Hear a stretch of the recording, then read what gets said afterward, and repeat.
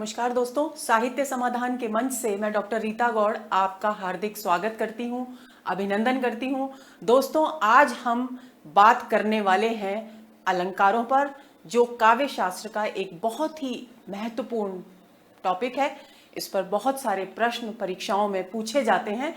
आज का जो ये सत्र है अलंकारों पर, इसमें फर्स्ट ग्रेड और सेकंड ग्रेड दोनों परीक्षाओं के पाठ्यक्रम में जो जो अलंकार प्रस्तावित हैं उन सब पर विस्तार से चर्चा की जाएगी और आदर्श प्रश्नों के रूप में पिछली परीक्षाओं में आए हुए और उनमें से चुने हुए कुछ एक प्रश्न जो हमारे पाठ्यक्रम के अलंकारों से संबंधित हैं वो यहाँ व्याख्या सहित प्रस्तुत किए जाएंगे। तो चलिए बिना समय गंवाए शुरू करते हैं जल्दी से आज का सत्र। अलंकार, ये अभी तक हमने जो 3 अलंकार पढ़े ये अर्थालंकार थे क्योंकि अर्थ पर आधारित थे। अब शब्द पर आधारित अलंकार आते हैं। यमक और श्लेष पढ़ेंगे हम। यमक अलंकार, काव्य में जहां एक शब्द की 2 या अधिक बार आवृत्ति हो तथा प्रत्येक आवृत्ति में अर्थ भिन्न हो। क्या ध्यान रखना है? पहली बात, शब्द की आवृत्ति हो रही है। दूसरी बात, अर्थ भिन्न है। अगर अर्थ भिन्न नहीं होगा तो पुनरुक्ति प्रकाश अलंकार हो जाएगा। समान अर्थ की बोधक है अगर शब्द की आवृत्ति, लेकिन अगर अर्थ भिन्न है तो यमक अलंकार है। उदाहरण, कनक कनक ते सौगुनी मादकता अधिकाय। धतूरे से सोने में अधिक नशा होता है, अधिक मादकता होती है। क्यों? क्योंकि धतूरे को तो खाकर व्यक्ति पागल होता है, लेकिन सोने को पाने मात्र से खाने की जरूरत नहीं पड़ती। अगर बहुत ज्यादा मात्रा में मिल जाए धन संपत्ति तो उसे तो प्राप्त करने के बाद ही व्यक्ति पागल हो जाता है। ये इसका अर्थ है। कनक कनक शब्द 2 बार आया है। एक ही शब्द है लेकिन अर्थ अलग है। एक कनक का अर्थ है सोना और दूसरे कनक का अर्थ है धतूरा। इस उदाहरण में कनक शब्द की, ये भी उदाहरण बच्चों बहुत आता है परीक्षाओं में, तो इसको समझ लेंगे। कनक शब्द की 2 बार आवृत्ति हुई है, क्रमशः इनका अर्थ है सोना और धतूरा, इसलिए यमक अलंकार का प्रयोग किया गया है। यमक अलंकार के 2 भेद माने गए हैं। सभंग पद, स उपसर्ग हो गया, भंग यानी तोड़ना, यानी जहां शब्द को तोड़कर आवृत्ति हो वहां सभंग पद, जहां बिना तोड़े पूर्ण शब्द की आवृत्ति हो वहां अभंग पद। लेकिन सभंग और अभंग में मूल बात को ध्यान में रखना है कि आवृत्ति के बाद अर्थ अलग अलग होना चाहिए, चाहे शब्दांश की आवृत्ति हो चाहे पूर्ण शब्द की आवृत्ति हो। सभंग पद यमक। काव्य में जहां शब्दांश की आवृत्ति होती है तथा अर्थ भिन्न होता है वहां सभंग पद यमक अलंकार होता है। कर का मन का छाड़ के मन का फेर। अब देखिए, कर का मन का एक शब्द, लेकिन यहां इसको भंग कर दिया गया। मन का भंग पद यानी कौन सा अलंकार हो गया? सभंग पद। मन का फेर। एक मनका का अर्थ क्या है? मोती, और दूसरे का अर्थ है मन का, यानी मन से, हृदय से संबंधित। कि कर में, हाथ में जो मोतियों की माला लेकर लोग जपते हैं उस पर चोट की गई है कि बेहतर ये होगा कि हाथ में जो माला है जपने की उसको छोड़कर मन की माला, मन के मोतियों की माला को फेरो, यानी मन से मोती फेरो, मन से प्रभु का ध्यान करो। तो एक का अर्थ हुआ मन से संबंधित और दूसरे का अर्थ हुआ मोती, यानी शब्द, शब्दांश की आवृत्ति हुई लेकिन अलग अलग अर्थ हैं। तो इसलिए यमक अलंकार हो गया। कौन सा यमक? सभंग पद यमक। आगे चलते हैं, अभंग पद यमक पर आते हैं। काव्य में जहां पूर्ण शब्द की आवृत्ति होती है वहां और अर्थ भिन्न होता है वहां अभंग पद यमक अलंकार होता है। जयशंकर प्रसाद की पंक्तियां हैं। खग कुल कुल कुल सा बोल रहा, किसलय का अंचल डोल रहा। हमारे पाठ्यक्रम में मानवीकरण अलंकार भी है और इसकी जो आगे की पंक्तियां हैं उनमें मानवीकरण अलंकार है। तो जब हम मानवीकरण पढ़ेंगे तब उसकी चर्चा करेंगे। खग कुल, कुल का मतलब हो गया परिवार, यानी किसका परिवार? पक्षियों का परिवार, यानी पक्षियों का समूह। कुल कुल, कुल कुल का मतलब हो गया पक्षियों की चहचहाहट, यानी कलरव। बोल रहा, प्रातः काल का वर्णन है कि पक्षियों का जो समूह है वो कलरव कर रहा है। तो कुल कुल शब्द 2 बार आया और दोनों बार अर्थ अलग है। एक बार तो इस कुल कुल का अर्थ है चहचहाना और दूसरे कुल का अर्थ है परिवार या समूह। तो अर्थ भिन्न भिन्न हो गए, आवृत्ति शब्द की हो गई है और पूर्ण शब्द की आवृत्ति है, शब्दांश की आवृत्ति नहीं है, इसलिए अभंग पद यमक अलंकार हो गया। आगे चलें, श्लेष अलंकार। काव्य में जहां शब्द एक बार आए, यमक में 2 बार आ रहा था, 2 से अधिक बार भी आ रहा था, लेकिन जहां एक बार शब्द आए किंतु अलग अलग प्रसंगों में उसके भिन्न भिन्न अर्थों का बोध हो, वहां श्लेष अलंकार होता है। बहुत ही प्रसिद्ध पंक्तियां, रहीमन पानी राखिए बिन पानी सब सून, पानी गए न उबरे मोती मानुस चून। अब इस उदाहरण के संदर्भ में एक बात आपको मैं स्पष्ट बता दूं कि यहां श्लेष अलंकार इस पंक्ति में है। आप बिल्कुल भी अपने मन में यह ना समझें कि मैम तो कह रही है कि एक बार आएगा शब्द और यहां तो 1, 2 और 3 बार आ रहा है, लेकिन वो इस पंक्ति में आ रहा है। नीचे की जो पंक्ति है उसमें पानी एक ही बार आया है और उस पानी के मोती के संदर्भ में, मनुष्य के संदर्भ में और चून यानी आटे के संबंध में अलग अलग अर्थ हैं। तो पानी का मोती के संबंध में अर्थ है स्वाति नक्षत्र की बूंद का पानी, यानी स्वाति नक्षत्र की बूंद जब पड़ती है सीप में तो ऐसा माना जाता है कि मोती उत्पन्न होते हैं और उनमें चमक आती है। तो यहां चमक उसका एक अर्थ हो गया पानी का।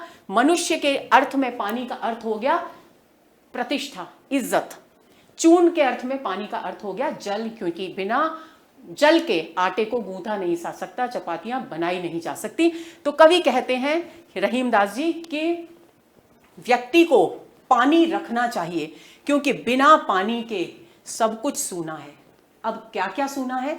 मोती, मानुस और चून सूने हैं, क्योंकि मोती का उत्पन्न, चमकीला मोती उत्पन्न नहीं हो सकता। मनुष्य की अगर पानी नहीं रखेगा तो बेइज्जत हो जाएगा, और चून यानी चपातियां, भोजन तैयार नहीं हो सकेगा। तो एक शब्द के अलग अलग संदर्भों में अलग अलग अर्थ हैं, तो श्लेष अलंकार है। आगे चलें। अब श्लेष अलंकार के भी दो भेद हैं, जैसे यमक के भेद थे, सभंग श्लेष और अभंग श्लेष। यहां मैं एक बात और आपको बता दूं कि कुछ विद्वानों ने, इसके संस्कृत के कुछ आचार्यों ने अर्थश्लेष और शब्द श्लेष भेद भी किए हैं, लेकिन इनको स्वीकार नहीं किया गया है, क्योंकि अर्थश्लेष अर्थ पर आधारित होता है और उस ऐसी स्थिति में श्लेष अलंकार को शब्दालंकार की कोटि में नहीं रखा जा सकता। तो ये जो है ये सर्वमान्य मत के अनुसार दो भेद बताए गए हैं, सभंग श्लेष और अभंग श्लेष। सभंग श्लेष का अर्थ है काव्य में जहां किसी शब्द के खंड करने पर अनेक अर्थ व्यक्त हों, वहां सभंग श्लेष अलंकार होता है।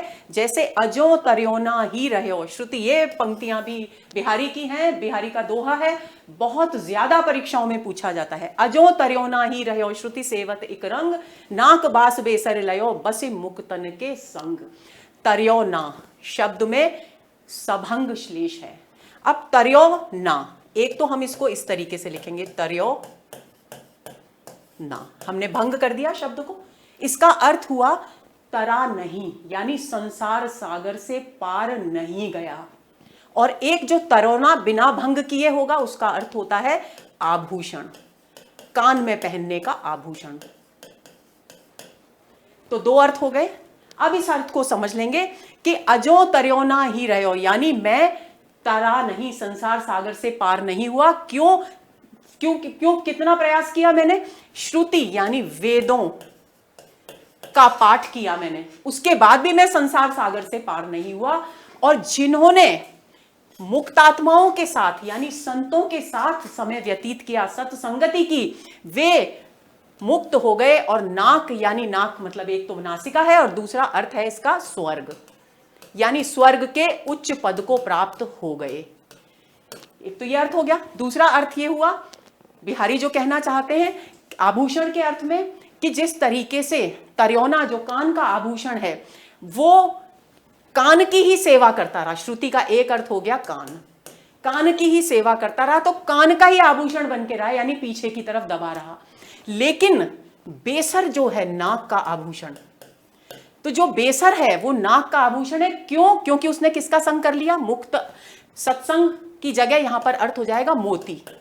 वो मोतियों में जड़ा गया तो वो ज्यादा सुंदर हो गया, तो नासिका में धारण करके उसने उच्च पद प्राप्त किया, क्योंकि नाक का आभूषण सबको प्रत्यक्ष रूप से दिखाई देता है उसका सौंदर्य। और तर्योना जैसे कान के आभूषण पीछे कभी कई बार केशों में छिप भी जाते हैं, तो वही उस पंक्ति के माध्यम से बहुत ही गहरी बात व्यंजित करने की कोशिश कर रहे हैं। और यहां हर शब्द में श्लेष है, कहीं पर अभंग है तो कहीं पर सभंग है। तर्योना में यहां सभंग पद श्लेष है, जबकि नाक में और मुक्तन में और श्रुति में यहां अभंग पद श्लेष अलंकार है।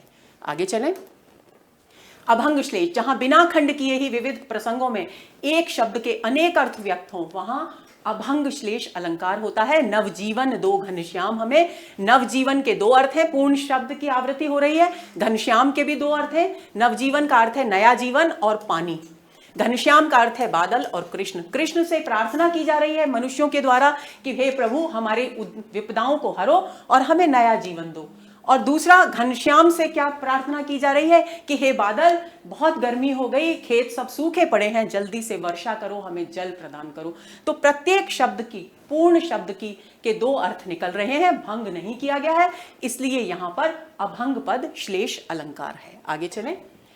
अब आता है संदेह अलंकार, ये भी अर्थालंकार है, ध्यान देंगे। जब सादृश्य के कारण, सादृश्य यानी समानता के कारण, यानी संदेह भी उपमा, उत्प्रेक्षा और रूपक की तरह सादृश्य मूलक अलंकार ही है। जब सादृश्य के कारण एक वस्तु में अन्य वस्तु के होने की संभावना हो, लेकिन ध्यान देंगे निश्चय न हो पाए कि ये है या ये है, ये द्वंद्व चलता रहे, निश्चित धारणा तक पहुंचे ही नहीं व्यक्ति, वहां संदेह अलंकार होता है। और इसके वाचक शब्द हैं कि, किंधो या अथवा। जहां ये इनमें से कोई भी एक वाचक शब्द आएगा आप पहचान लेंगे कि संदेह अलंकार है। तारे आसमान, एक तो ये बहुत प्रसिद्ध इसका है, सारी बिच नारी है कि नारी बिच सारी है, सारी ही की नारी है कि नारी ही की साड़ी है। तो उसमें कवि ये निर्णय नहीं कर पा रहा, जब चीर हरण का दृश्य है द्रौपदी का, कि साड़ी नारी की बनी हुई है या नारी साड़ी की बनी हुई है, साड़ी के बीच में नारी है या नारी ने साड़ी धारण कर रखी है, तो संदेह की स्थिति अंत तक बनी रहती है, निश्चय नहीं हो पाता। यहां इस उदाहरण को देखेंगे। तारे आसमान के हैं आए मेहमान बन, केशों, देखिए दीपावली का उत्सव है और सब जगह दीपक जगमगा रहे हैं, तो कवि कल्पना करते हैं कि कवि को इतनी जगमगाहट देख करके बहुत संशय की स्थिति उत्पन्न हो जाती है, वो निश्चय नहीं कर पाते कि वास्तव में हो क्या रहा है। तो कह रहे हैं कि ऐसा लग रहा है, इतनी जगमगाहट है कि तारे आसमान के मेहमान बनकर पृथ्वी पर उतर आए हैं। केशों में निशाने मुक्तावली सजाई, या फिर ये जो रात है इसने अपने बालों में मोती सजा लिए हैं, सुंदर मोतियों की लड़ियां सजा ली हैं। तो देखिए यहाँ केश किसके होते हैं, स्त्री के होते हैं। तो इस पंक्ति में मानवीकरण अलंकार भी है, मानवीय गुणों का आरोप, तो मानवीकरण अलंकार भी है। लेकिन हम क्या पढ़ रहे हैं, हम संदेह अलंकार पढ़ रहे हैं। फिर आगे कहते हैं बिखर गयो है चूर चूर है के चंद कह दूं, कि या फिर चंद्रमा जो है वो टुकड़े टुकड़े होकर सारी तरफ बिखर गया है, इसलिए इतनी जगमगाहट है। केंदो घर घर दीप मालिका सुहाई है, या फिर घर घर में दीपोत्सव यानी दीपावली का पर्व मनाया जा रहा है। कवि निर्णय नहीं कर पा रहे हैं जगमगाहट को देखकर, तो संदेह की स्थिति अंत तक बनी हुई है, इसलिए संदेह अलंकार हो गया। आगे चले। अब आता है भ्रांतिमान। संदेह और भ्रांतिमान में थोड़ा सा ही फर्क है। संदेह में निश्चय की स्थिति होती ही नहीं, अंत तक अनिश्चय की, संदेह की स्थिति ही बनी रहती है। लेकिन भ्रांतिमान में भ्रांति हो जाती है, यानी हम निश्चय पूर्वक रस्सी को जैसे सांप मान लें और डर जाएं, तो वो भ्रांतिमान अलंकार है। लेकिन हम ये सोचें ये रस्सी है या सांप है, तो संदेह अलंकार है। तो देखिए काव्य में जब सादृश्य के कारण उपमेय में उपमान के होने का भ्रम हो जाए, यानी निश्चित धारणा बन जाए, तब भ्रांतिमान अलंकार होता है। ओस बिंदु चुग रही हंसिनी मोती उनको जान। हंस कहा जाता है, काव्य रूढ़ी है कि हंस हमेशा मोती चुगता है खाने के लिए भोजन में, तो वो ओस बिखरी हुई है वृक्षों पर, घास पर, सब जगह, और हंसिनी को ऐसा प्रतीत हो रहा है मानो ये मोती हैं। यानी उसने क्या कर लिया है, उसको भ्रम हो गया है, ओस बिंदुओं में मोती होने का भ्रम हो गया है। उसने निश्चित रूप से स्वीकार कर लिया है कि ओस बिंदु नहीं बल्कि मोती है, और वो मोती मानकर उनको चुग रही है, ये सोच करके वो मोती खा रही है। तो भ्रांतिमान अलंकार हो गया, क्योंकि निश्चय पर पहुंच गई। बहुत ही प्रसिद्ध पंक्तियां एक और ये भ्रांतिमान की। नाक का मोती, देखिए साकेत आपके कोर्स में है, साकेत की पंक्तियां हैं, उर्मिला के सौंदर्य का वर्णन।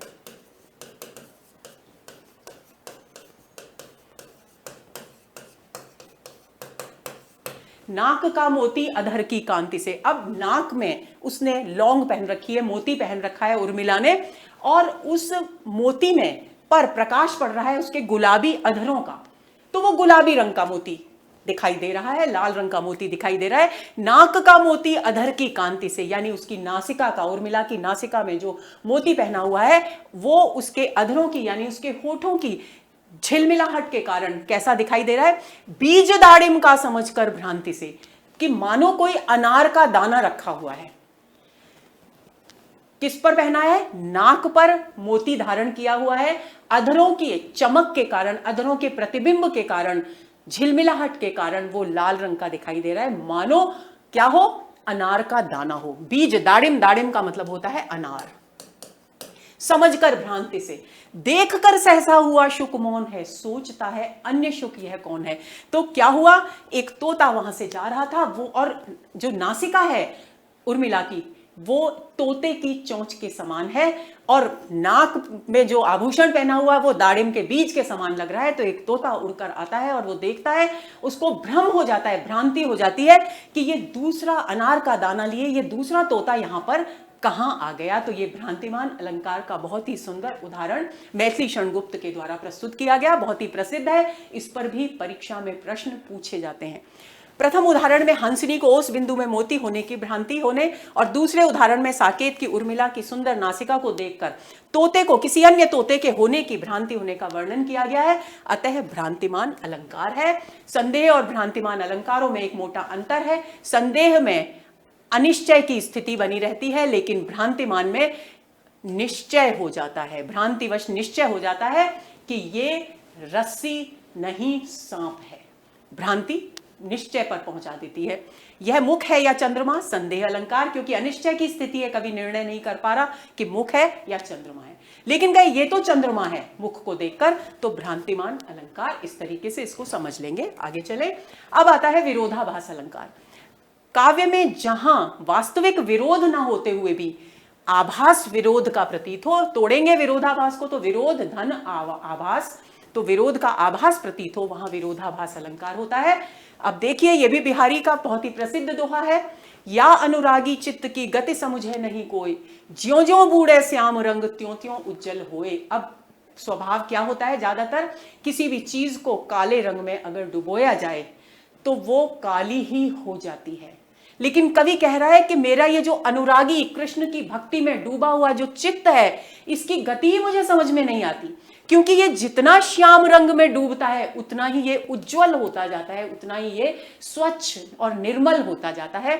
यानी यहां श्याम रंग का एक अर्थ काला रंग भी है, और दूसरा अर्थ क्या है, श्री कृष्ण के प्रेम का रंग, श्री कृष्ण की भक्ति का रंग। तो कवि कह रहे हैं कि जैसे बूढ़े मतलब डूबना, जितना अधिक मेरा ये जो अनुरागी भक्त मन है, अनुरागी चित्त यानी भक्त हृदय है, भक्त चित्त है, वो जितना श्री कृष्ण के रंग में डूबता है उतना ही उज्जवल होता जाता है। तो विरोधाभास अलंकार क्यों हो गया, क्योंकि श्याम रंग में डूबने के बाद कोई भी उज्जवल नहीं होता, बल्कि काला ही यानी श्याम ही होकर के निकलता है। काले रंग में किसी भी चीज को डुबोई जाए तो वैसे विरोध नहीं है, लेकिन विरोध का आभास है, इसलिए विरोधाभास अलंकार यहां हो गया। आगे चले। असंगति अलंकार। काव्य में जब एक ही समय में कारण एक स्थान पर और कार्य किसी दूसरे स्थान पर हो रहा है तो असंगति अलंकार। देखिए, ज्यादातर क्या होता है, जहां कारण होता है वहीं कार्य संपन्न होता है, लेकिन काव्य में कारण कहीं और है मौजूद और कार्य कहीं और संपन्न हो रहा है। जब ऐसा वर्णन आए तो असंगति अलंकार हो जाता है। एक उदाहरण रामचरितमानस की पंक्ति है, हृदय घाव मेरे पीर रघुवीरे, यानी लक्ष्मण जी को शक्ति बाण लगता है युद्ध के दौरान और उनके हृदय में घाव हो जाता है।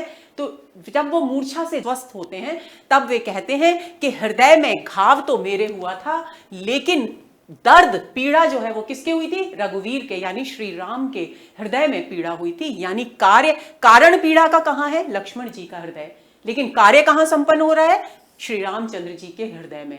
तो असंगति अलंकार हो गया। आगे चलें। सीता ही ले दस कंध गयो पे गयो है बिचारो समुंदर बांधियो। अब इस पंक्ति के द्वारा भी बहुत ही सुंदर असंगति का उदाहरण प्रस्तुत किया गया है। कवि कहते हैं कि सीता को लेकर 10 कंध यानी रावण गया। गलती कार्य किसने किया, अब गलत रावण ने किया कि वो उसने सीता का हरण किया और ले गया, लेकिन बांधा किसको गया, समुद्र को, क्योंकि समुद्र पर पुल बना करके ही श्री राम और उनकी सेना लंका पहुंची थी। तो वो कहते हैं पे गयो है बिचारो समुंदर बांधो, यानी कारण जो था जिसको सजा मिलनी चाहिए थी वो यहां था, लेकिन उसके फलस्वरूप जो कार्य संपन्न हुआ वो समुद्र में संपन्न हुआ।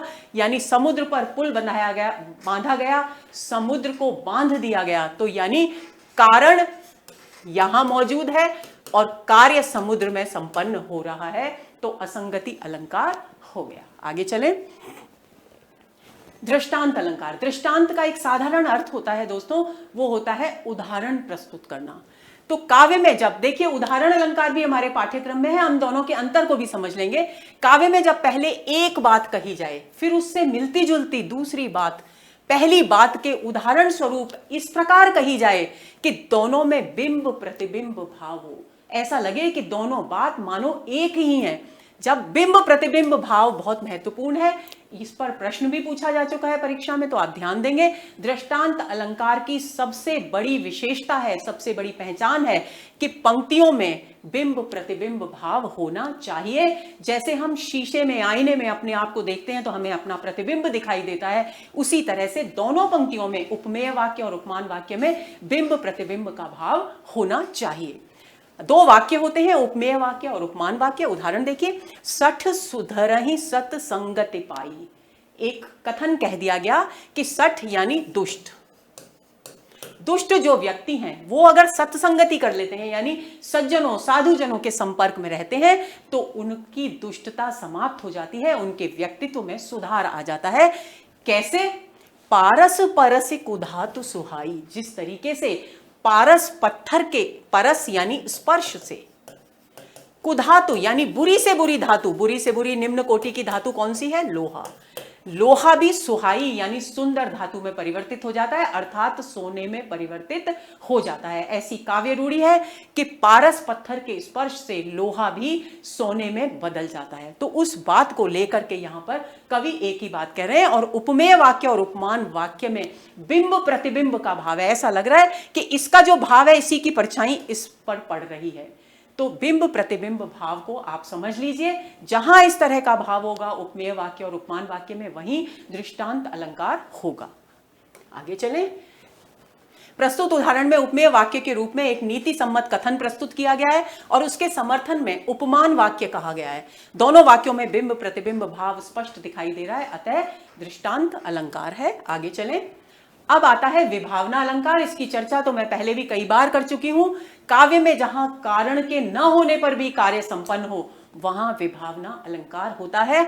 बहुत ही प्रसिद्ध पंक्तियां हैं तुलसीदास जी की रामचरितमानस से। बिनु पद चले सुने बिनु काना, कर बिन कर्म करे विधि नाना। ब्रह्म के स्वरूप का वर्णन किया गया है कि वो ब्रह्म ऐसा है जिसके पास पैर नहीं है लेकिन फिर भी चलता है, यानी कारण नहीं है फिर भी काम चलने का कार्य हो रहा है। सुने बिनु काना, कान नहीं है यानी सुनने का जो कारण है वो मौजूद नहीं है लेकिन फिर भी सुनता है। कर बिन कर्म करे विधि नाना, हाथ नहीं है लेकिन फिर भी विविध प्रकार के कर्म करता है। नाना का मतलब होता है विविध प्रकार के, भिन्न भिन्न प्रकार के काम। तो कारण न होते हुए भी कार्य संपन्न हो रहा है, तो विभावना अलंकार हो गया। इस उदाहरण में ब्रह्म के बिना पैरों के चलने, बिना कानों के सुनने, बिना हाथों के कार्य करने का वर्णन किया गया है, अतः बिना कारण के ही कार्य संपन्न हो रहा है, इसलिए विभावना अलंकार है। आगे चलें। मानवीकरण अलंकार। दोस्तों, इस अलंकार के बारे में मैं आपको एक बात बताना चाहूंगी कि ये अलंकार कहां से आया है? पश्चिमी साहित्य से।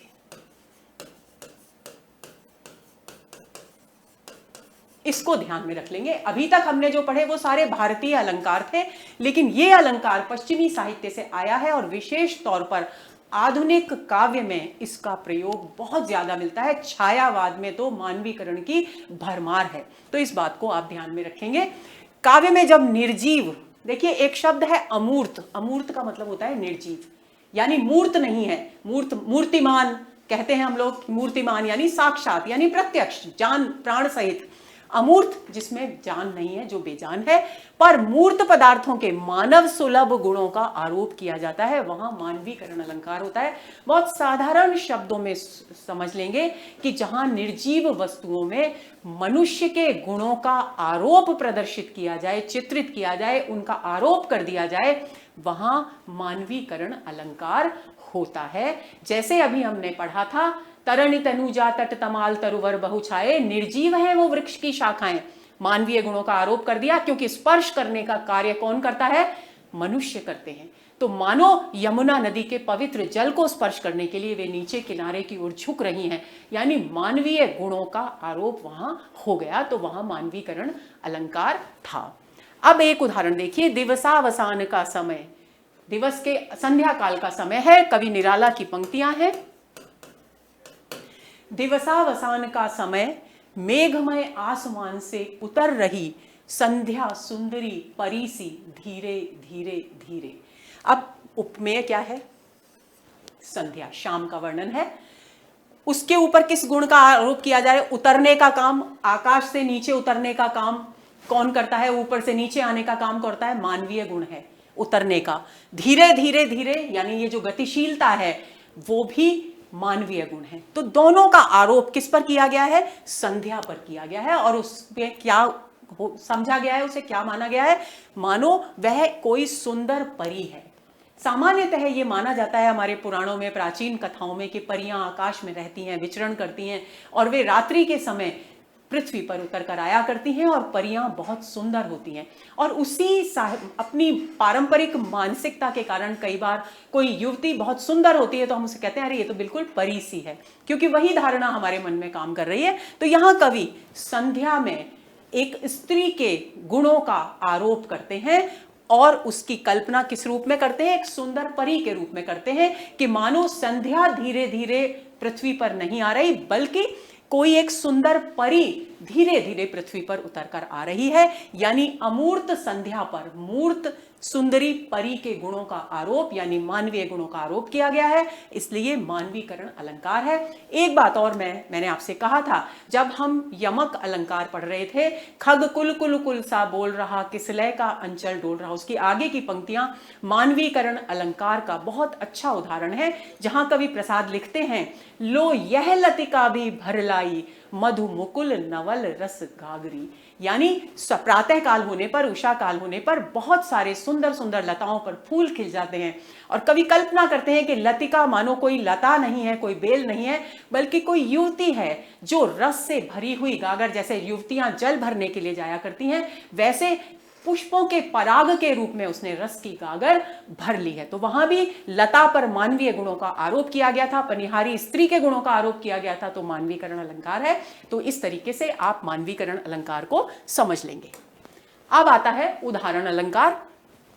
काव्य में जब एक बात कहकर उसकी पुष्टि के लिए कोई उदाहरण प्रस्तुत किया जाता है, वहां उदाहरण अलंकार होता है। ध्यान रखना है, दृष्टांत का मतलब भी उदाहरण होता है, उदाहरण का मतलब तो उदाहरण है ही, लेकिन दृष्टांत अलंकार में उपमेय वाक्य और उपमान वाक्य में बिंब प्रतिबिंब भाव होता है। एक दूसरे का प्रतिबिंब, एक दूसरे की परछाई होते हैं दोनों वाक्य, लेकिन उदाहरण में वो भाव नहीं होता। तो देखिए क्या बात कही जा रही है, नीकी पे फीकी लगे बिन अवसर की बात, जैसे बरनत युद्ध में नहीं सिंगार सुहात। क्या कहा जा रहा है कि बिना अवसर के, बिना प्रसंग के कोई भी ऐसी बात कहना जो बेमेल हो, जिसका वहां कोई मतलब नहीं हो, वो बात अच्छी बातों के बीच में फीकी लगती है। नीकी मतलब अच्छी बातें चल रही हैं, कोई अच्छा सा प्रसंग चल रहा है और उसमें कोई दूसरे ही प्रसंग से जुड़ी हुई कोई बात कह देता है तो वो बात फीकी लगती है। कैसे फीकी लगती है? जैसे युद्ध के वर्णन में श्रृंगार का वर्णन अच्छा नहीं लगता।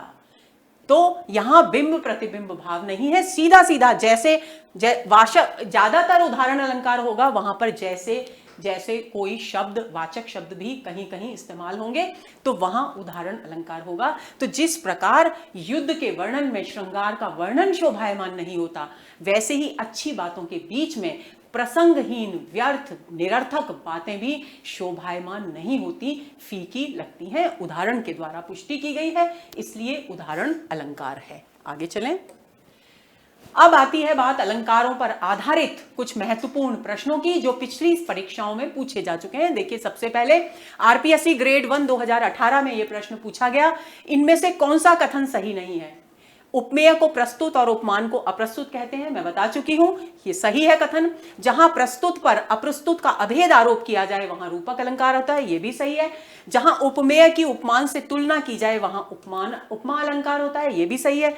जहां बिना कारण के ही कार्य संपन्न हो जाए वहां असंगति अलंकार होता है, ये कथन गलत है, क्योंकि जहां बिना कारण के कार्य संपन्न होता है वहां विभावना अलंकार होता है।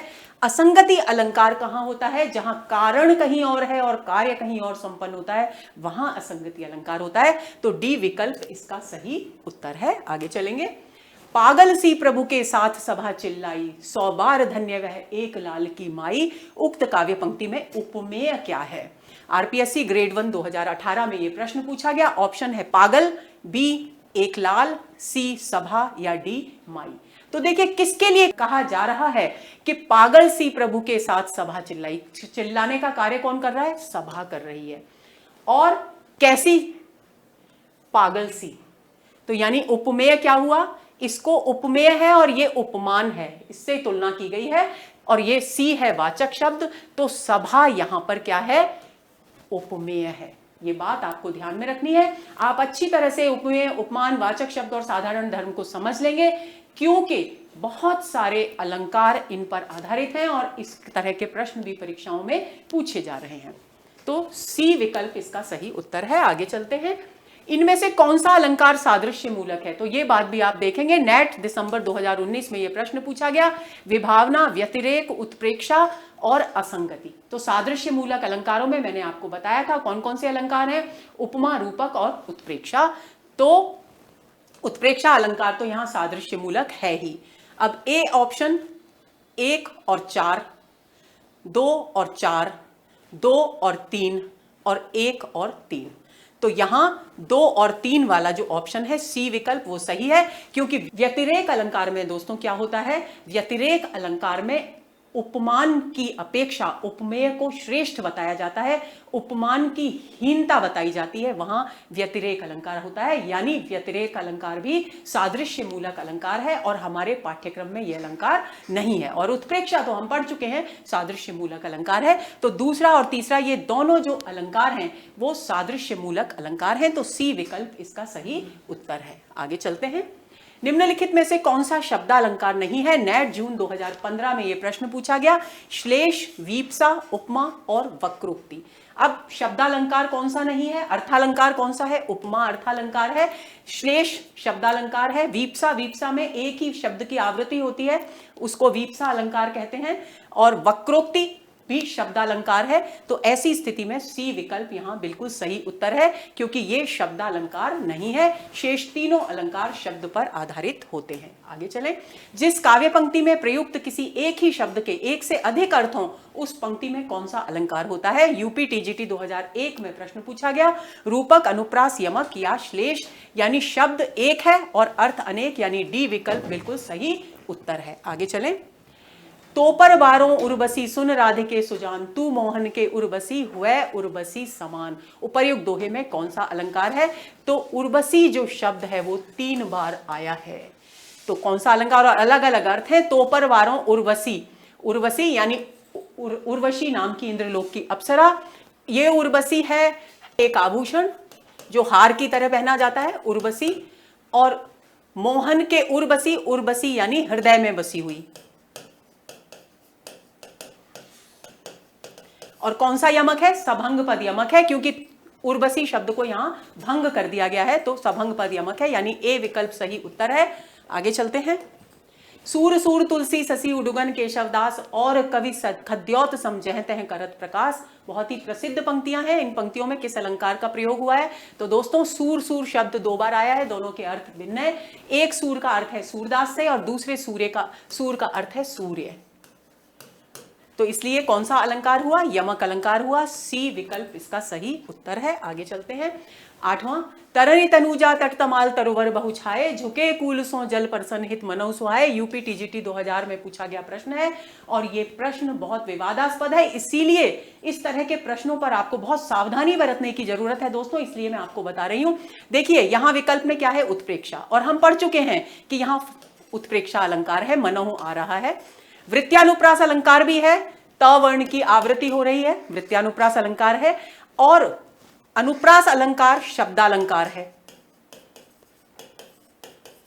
और उत्प्रेक्षा अर्थालंकार है, यानी सी विकल्प भी इसका सही उत्तर है। केवल ये विकल्प गलत है। तो इस प्रश्न में कुछ ना कुछ दिक्कत है, तो आपको इस तरह के प्रश्नों पर खास तौर से ध्यान रखना है। तो अब ये तीनों ही इस प्रश्न के सही उत्तर माने जा सकते हैं। या तो यहां यह होना चाहिए था कि रेखांकित अंश में कौन सा अलंकार है, तो हम उस हिसाब से अलंकार बता सकते हैं। लेकिन यहां तीनों बात बिल्कुल सही है, ए, बी और सी। तो आप इस तरह के प्रश्नों को बहुत सावधानी से हल करेंगे। आगे चलें। नवा प्रश्न, जहां बिना कारण के ही कार्य के होने की संभावना व्यक्त की गई हो वहां कौन सा अलंकार होता है। यूपी टीजीटी 2010 और नेट 2017 में पूछा गया, बिना कारण के कार्य होने की संभावना व्यक्त की गई हो, यानी विभावना अलंकार। बिनु पद चले सुने बिनु काना, ध्यान रखना है। तो ए विकल्प यहां बिल्कुल सही उत्तर है। और शेष अलंकार निदर्शना और अर्थांतरन्यास हमारे पाठ्यक्रम में है ही नहीं। असंगति में क्या होता है, असंगति में कारण कहीं होता है और कार्य कहीं संपन्न होता है, आपको ध्यान रखना है। 10वां प्रश्न, बूंद अघात सह गिरि कैसे, खल के वचन संत सह जैसे। तो इस पंक्ति में कौन सा अलंकार है, आपको ध्यान रखना है। मैंने बताया था दृष्टांत और उदाहरण में क्या अंतर है। जैसे वाचक शब्द का प्रयोग ज्यादातर उदाहरण अलंकार में होता है, दृष्टांत में नहीं होता। तो कवि क्या कह रहे हैं कि बूंद की आघात, बूंद की चोट, जो वर्षा की बूंदें होती है उनकी चोट पर्वत कैसे सहता है, उसी प्रकार सहता है जैसे दुष्टों के वचन संत लोग सहा करते हैं। यानी उदाहरण दिया जा रहा है, बिंब प्रतिबिंब भाव दोनों पंक्तियों में नहीं है। तो कौन सा उदाहरण, कौन सा अलंकार हुआ, उदाहरण अलंकार, यानी बी विकल्प बिल्कुल सही है। और यह प्रश्न यूपी टीजीटी 2002 में पूछा गया। आगे चले। 12वां प्रश्न, द्रग उर्झत टूटत कुटुम, जुरत चतुरचित प्रीत, परत गांठ दुर्जन हिये, दई नई यह रीत। बहुत ही रोचक बिहारी का दोहा है ये। अब इसमें कौन सा अलंकार है, ये पूछा गया यूपी टीजीटी 2005, 2010 और पीजीटी 2011 में। ये प्रश्न बार बार आता है, तो इस दोहे को आप अच्छी तरह से समझ लेंगे। देखिए, नायक नायिकाओं की आंखें मिलने की चर्चा यहां पर की गई है। तो द्रग उर्झत, यानी द्रग मतलब नेत्र उलझते हैं। और क्योंकि बिहारी रीति काल के हैं, वो जमाना प्रेम प्रसंगों के विरोध का जमाना था, तो क्या होता है, प्रेम प्रसंग होने पर टूटत कुटुंब, कुटुंब यानी परिवार बिखर जाते हैं, टूट जाते हैं। और क्या होता है, और ये होता है कि नेत्र मिलते हैं तो चतुर मनुष्यों के चित्त में प्रीति यानी प्रेम उत्पन्न होता है। परत गांठ, और जो दुष्ट व्यक्ति हैं उनके हृदय में गांठ पड़ जाती है। दई नई यह रीत, कि ये रीति तो संसार में नई नई आई है, ऐसा तो हमने कहीं नहीं देखा। क्या हो रहा है यहां पर, द्रग उलझ कहीं रहे हैं, परिवार कहीं टूट रहे हैं, चतुरों के मन में प्रीति कहीं और उत्पन्न हो रही है और गांठ कहीं और पड़ रही है। यानी कारण कहीं और है और कार्य इतनी अलग अलग जगहों पर संपन्न हो रहा है, यानी असंगति अलंकार हो गया। इस बात को आप ध्यान में रखेंगे, इसे अच्छी तरह से समझ लेंगे, क्योंकि ये बहुत ही महत्वपूर्ण और प्रसिद्ध दोहा है। आगे चलें। पीपर पात सरिस मंडोला में मन क्या है, इसकी चर्चा हम कर चुके हैं। मन यहां उपमेय है, तो ए विकल्प इसका सही उत्तर है। यूपी पीजीटी 2013 में यह प्रश्न पूछा गया। दोस्तों, ये हुई हमारी आज की कक्षा, आज का सत्र, जो अलंकारों पर आधारित था। और मैंने कोशिश की है कि सारे अलंकारों को इतनी अच्छी तरह से आपके सामने स्पष्ट कर दूं कि आपके मन में किसी भी अलंकार से संबंधित प्रश्न को लेकर कोई शंका, कोई भ्रम या कोई कंफ्यूजन ना हो। तो उम्मीद करती हूं ये सत्र, ये सारे अलंकार आपको अच्छी तरह से समझ में आ गए होंगे। अगले सत्र के इंतजार में रहिए और शेयर सब्सक्राइब करना मत भूलिए। मैंने पहले भी कहा था, मैं भूल जाती तो क्या हुआ, आपको याद रखना चाहिए। नमस्कार।